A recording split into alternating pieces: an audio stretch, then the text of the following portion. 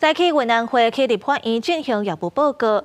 最近连续传出电动车导火事故，在调解立委就批评云南会调查伤过拖沙。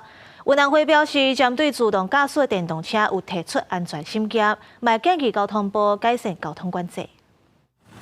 这架电动车冲出河南，为高速公路摔落来，当做是2节电池导火，其中一个人摔出去车外口，当场就无性命的现象。这架电动小客车伫国道1号路南虎尾路段，弄到河南了后摔落来导火的事件。云南会已经伫今年2月公布事实资料报告。另外，今年国道阳明休息站电动车起弄分隔岛，造成4个人死亡，4个人受伤。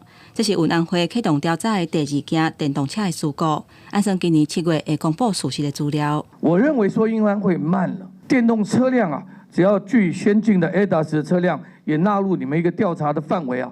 让过去说好像完全不行的，现在有点谱了。电动车相关的事故的调查到目前的基础非常的薄弱，几乎等于0了。还在收集资料中啊，确实。现在还是在收集资料当中。对，确实是啊，进度太慢，民众担忧。我们会加快。李伟指出，以电动小客车做例，包括油电车在内，10年来成长170倍。不过，云南会调查的量哪像对袂着。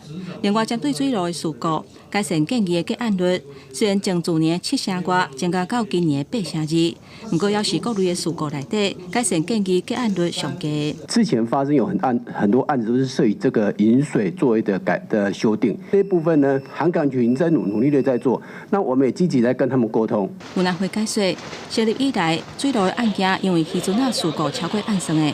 在111年了后，仍然有渐渐啊保护条。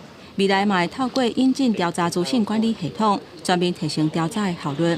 亲像去年受到注目的中国籍亚洲客航货轮在亚六扣台案件，按算今年年底就会当完成上尾的调查报告。公司新闻综合报道。